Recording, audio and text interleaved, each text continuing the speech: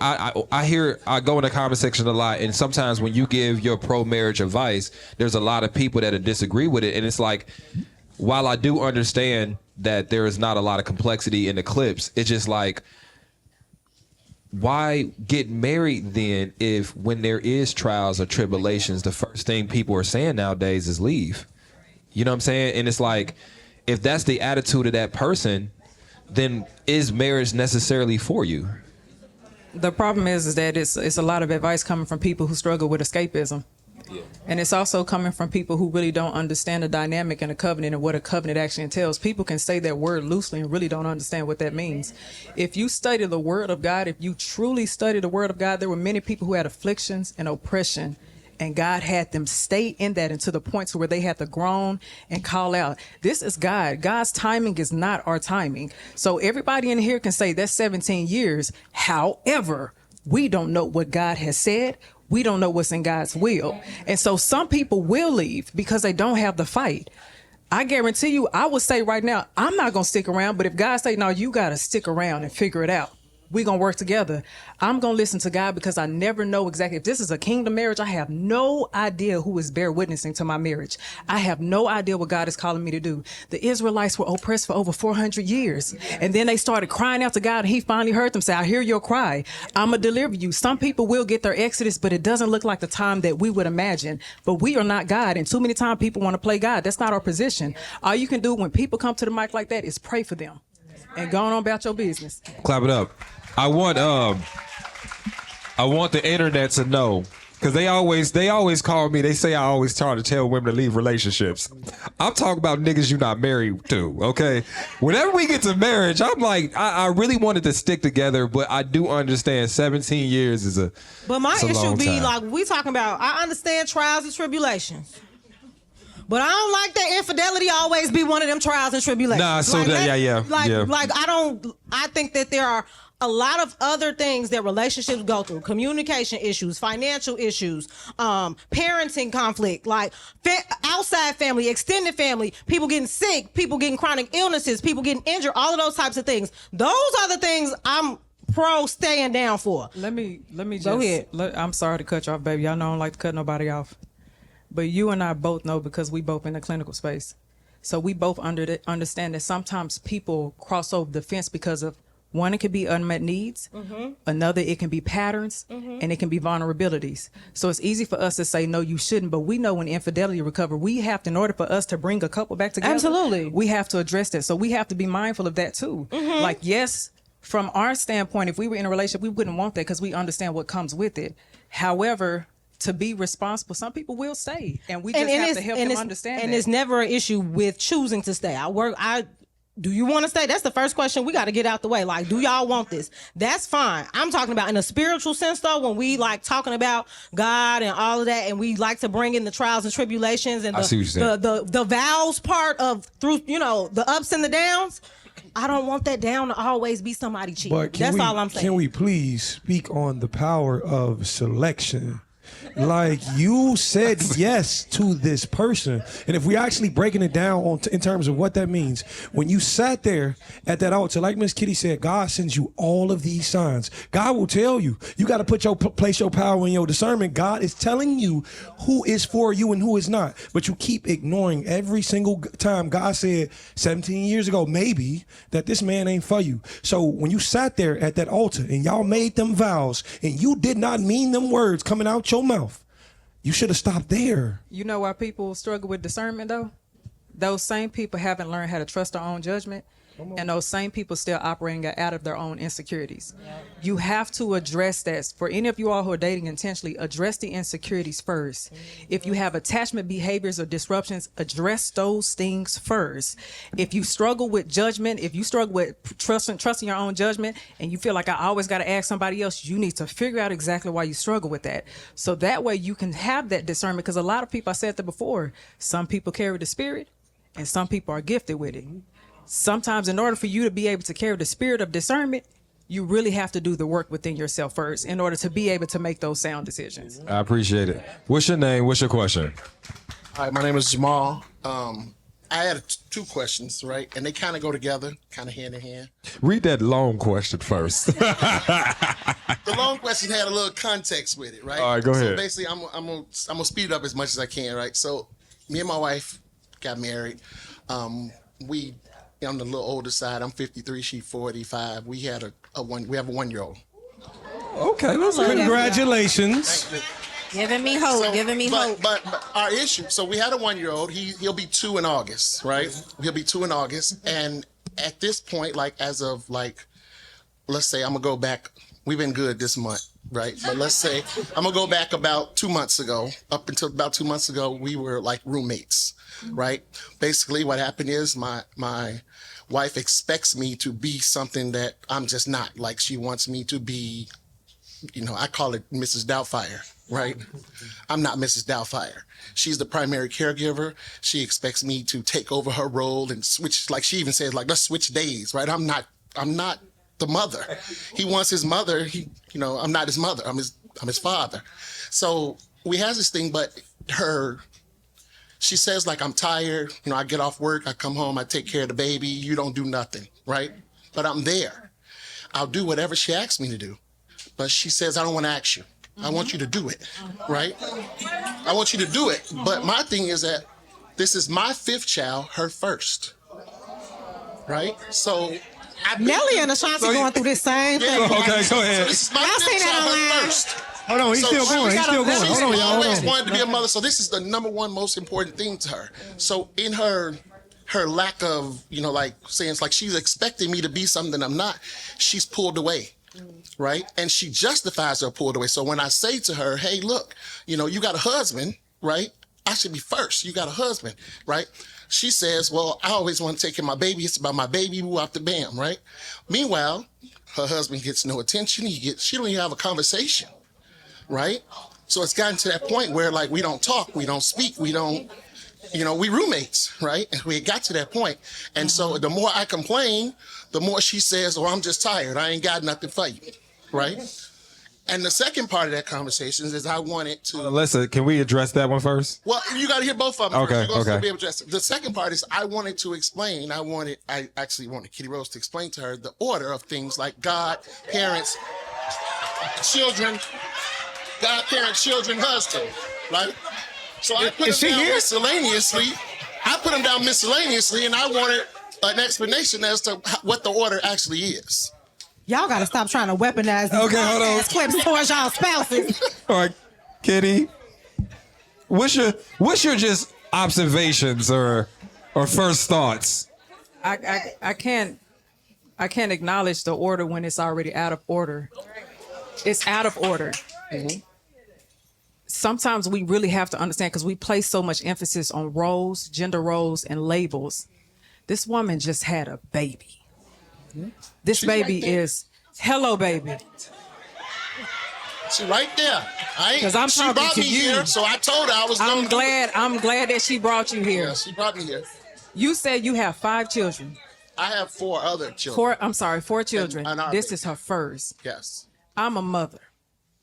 I've run that block many a times. I thank God for my husband. I'm questioning, what do you mean this is not who you are? You would have to change. You saying, Miss, hold on, just let me keep going real quick, okay? She's still working, trying to tend to a baby, emotional needs, still trying to tend to her needs. Can't even identify who she is right now because that baby is still under 2 years old. This is exhausting. We go through a hormonal shift that we can never explain after birth. And it is very hard for us to show up for our spouses. It is your responsibility whenever there is something that starts to go downhill, unless she is blatantly doing something, whenever there's a responsibility or something that's going downhill in that marriage, it's your responsibility.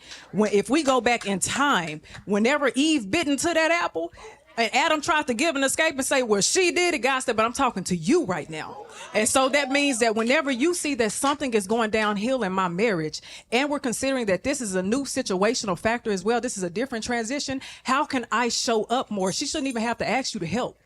She should never have to ask you to help. This is your baby that we talking about. And this is your wife. that we talking about as well. You want your prayers to be heard, you need to make sure that you're taking care of her. She's a weaker vessel for a reason. That's the reason why God said that if you want to learn how to make sure that you take care of your wife and your children, the Bible is the best couples therapy that you can possibly have. So if we're talking about order, you out of order, husband. If we're talking about order right now, you out of order. Because right now we have a baby that we both brought into this world. We have a baby, we have generation that we have to focus on. And this right now, mama has to tend to the child. That's order right there. But husband needs to tend to the wife and the kids. You supposed to be creating that protection and that covering. You ain't doing so if you got an excuse for everything that she's saying to you. That's not how it's supposed to go. So I don't know if you really want to come to me about that question.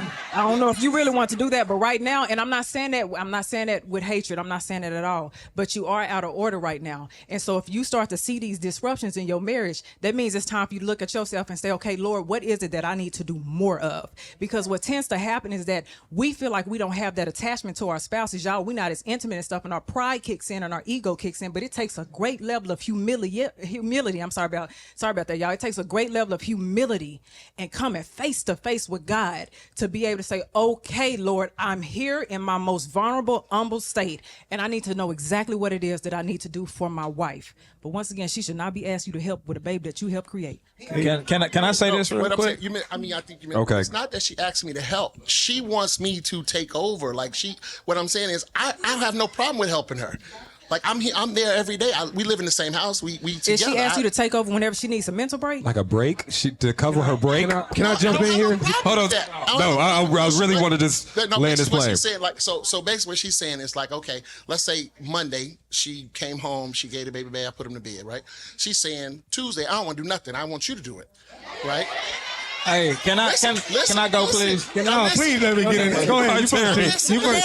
So what? Listen, I have no problem with that. My problem is that when the issue has kept going, like you can't say because let's say I'm not home on Tuesday when she does that. You can't say we can't have sex. Can I ask you one more question? I can't talk to you. I can't do none of that because you wasn't here to get a baby a bath. So let me that tell don't you, make sense to me. you're not hearing the real issue that she's having. Like sometimes you really do, and I'm saying this out of love. Mm-hmm. You really have to get your emotions and your pride in check to be able to hear beyond what she's saying. Sometimes out of frustration, we can't always articulate the exact need. But if you know your wife, if she's saying you do it on Tuesday, that means that she is exhausted. And sometimes out of frustration, we just can't articulate it. But you as a husband, I always tell people, see past that emotional response that you're getting. See past the rhythm and the pace and the vocal structure. See past Listen that. to the message and underneath. take a deeper look and say, okay, hold on. Let me ground myself and sit down. Baby, what exactly are you meaning right now? I'm here right now. I'm present and I want to hear you out. That's what she's calling for. But right now, because you're frustrated too, you angry too, you tired too, and y'all in this roommate phase, you want to get out of that roommate phase, be real intentional and start saying beyond that. But I think Terry. too, go ahead. I'm gonna say this. What stands out to me the most, you kept saying she wants me to be something that I'm not. And that's a mindset. You've already decided that you cannot and that you are not this thing. And I say this with love, though. As men, when we want to be successful, we have to become something that we're not. When it was time for you to step up and be a husband, you had to become something that you were not. So now it's time for you to be the father. You have to become something that you're not. You can do this. Mm-hmm. Absolutely. Yeah. But also, it's you against you. And I think, again, relationships, I am a dating coach, so I teach women how to date right, but it's so many things that run parallel that are the core of that. It's you against you. If you would submit to the problem and solve the problem, you would get a different kind of wife. You get the woman that you create. You have 4 children. What a blessing would it have been for you to relieve and have her show up in the best mommyhood that she can. You have 4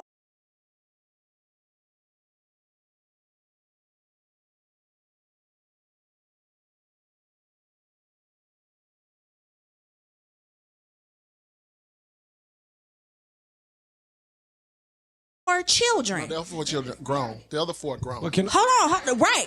That's even worse. You just proved my point even. Hold on. You just proved my point. You have 4 adult children, and you have blessed. And I heard you could talk fast, but I heard what you said. Y'all said 50 something years old. This woman has birthed a child at over 50 years old, and you have 40 slash 45. Hold on now. I'm sorry. Over 40 years old. You gave me hope. I'm 37, okay? You gave me hope. Over 40 years old. That's, to Kitty's point, even the hormonal change, she's already high risk. She's already going through all these things, right? And you have 4 adult children or children that are older, and she has given you another gift. It's you against you. You're fighting. Y'all should be fighting the problem together, and you already saying what you're not built to do. And I think you would have created a whole nother environment for her if you would have submitted to the issue first. You're saying she's not having sex, she's not doing this, she's not doing the things that I want. You have to submit to the problem first, and she will follow you. You want submission, but you're not submitting. You know, it's actually, it's actually a lot more layered than we're saying it, than we're making it sound. I understand that in your mind, you hear one thing and it's translated, it's a level of understanding with women and men, and the conversation has to resonate. And all I'm gonna say this is, there's a couple things I've learned in life. I'm 29 years old, you know what I'm saying? I ain't quite there yet, but I've learned there's a difference between a dad and a father. There's a big difference. You can have all the kids you want in the world, but if you're not showing up for those kids in every regard, when she say, I need you to do it today because I don't have it, you should be doing that anyway. But I'm doing things my dad did not with my son, and I'm seeing it in him. But there's another layer we're not looking at. The idea that in all actuality, there's nothing against you, but men were never raised to see women. In all actuality, we was taught how to value women from what they look like, value women for what they wear, XYZ, but we were never taught to actually see women from a humanistic standpoint. They get tired, they get exhausted. Every single thing you feel, she feels. And the thing about it is, we get coached in marriage that to get married, you're gaining a helpmate. No, you're gaining a partner. And as a partner, you need to step in when times get hard. And all she's saying is she needs her partner's assistance. That is a woman before she's a wife, before she's a mom. And right now, tend to your woman. That's all. Hey, can I clap it up? Can I just ask one more question? Because the part that I got now, I'm gonna be nicer. Because I understand there's probably a lot of complexities here. It is. But I'm glad you asked the question because it probably gives you a little bit better insight here. The part that stuck to me is you said she works as well. Mm-hmm. Unreal. Get SD out here. So what I want you to do whenever you go back to your seat is just think about that part. And the reason why I want to give some grace here, because there are certain men that I can understand when they're saying, hey, listen, this is not what I signed up for. Hey, you a stay-at-home mom. Even though in that situation it's fucked up. Even in that situation. But a woman to also go to work and probably work full-time, I imagine, right? Yes. When I said I'm not, Bring the kid over my house. Fuck him. I'm talking about the season of the kid. Okay. I'm talking about the season of the baby, right? So like he's one, right? So he's one. He's a Velcro baby. He's attached to his mom. Right? At 53, I don't have the patience I did at 23. That's the reason. I don't have that patience I had at 23. So what I'm saying is he's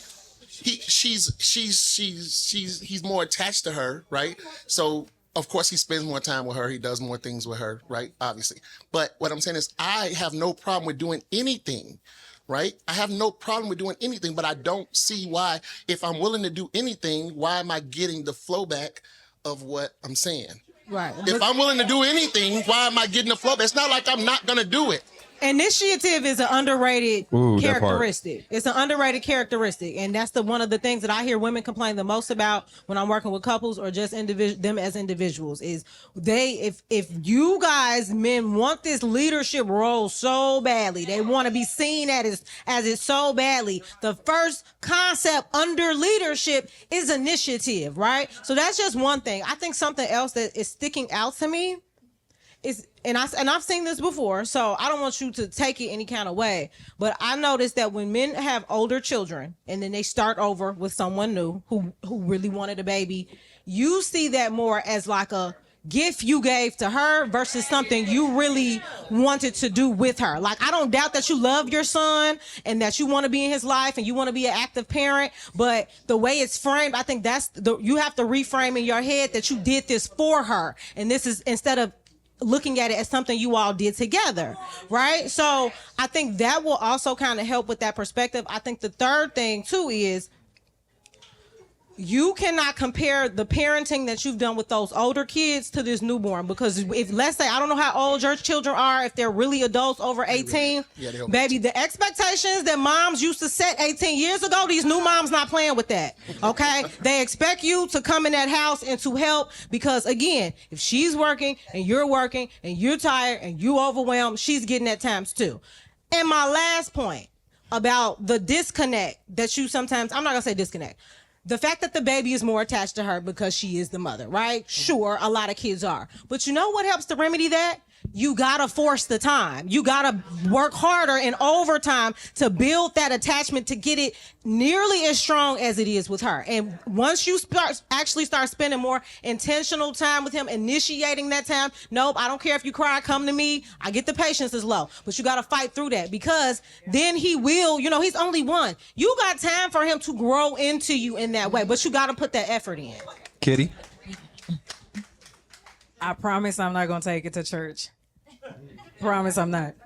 I promise I'm not. I'm gonna try not to. I don't know how not to. Amen. Let me add this piece. When we lack patience, God is going to make a situation that is going to stretch us until we become more patient. And this situation is here. This baby is a blessing, but this baby is not coincidental. God don't do coincidence. It's a reason why this baby was placed here. This is also going to help you all identify areas in your marriage where you need to grow stronger, because it's probably a weak point. The word says, husbands, love your wife as Christ loved the church for a reason. That's servant leadership. Christ loved the church in such a sacrificial way. I mean, he sacrificed everything to love the church. Your pride is going to have to be sacrificed.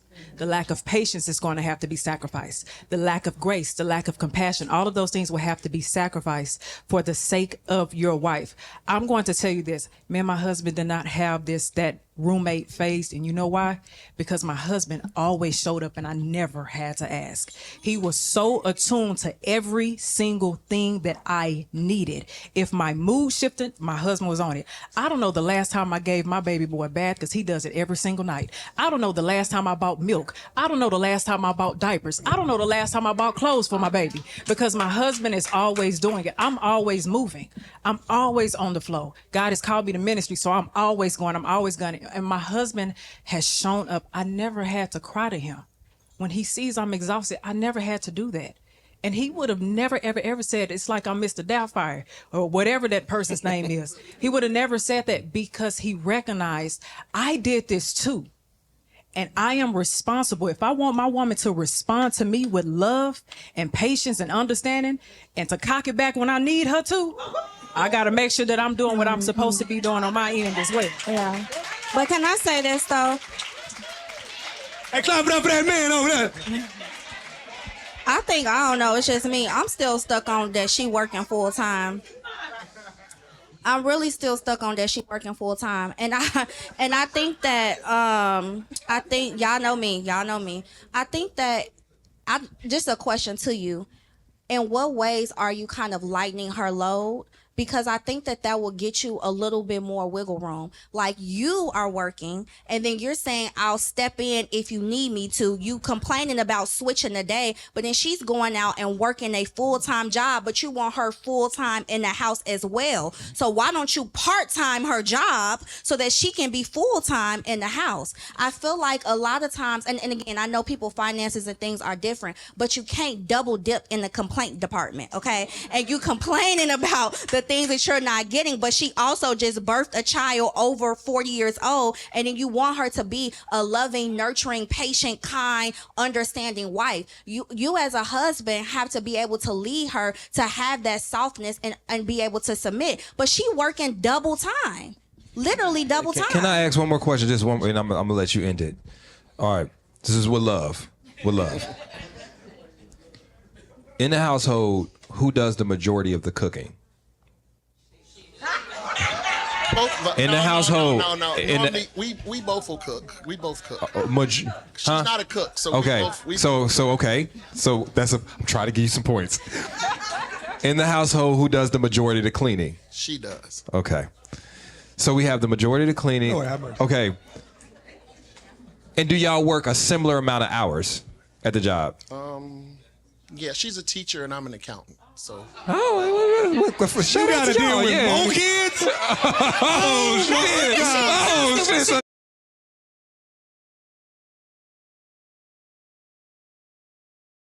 You gotta go. Kid. All right. So look, this is what I would say. I'ma just make it. I'm not even gonna make mine as deep here. All right, mine is not even that deep. I do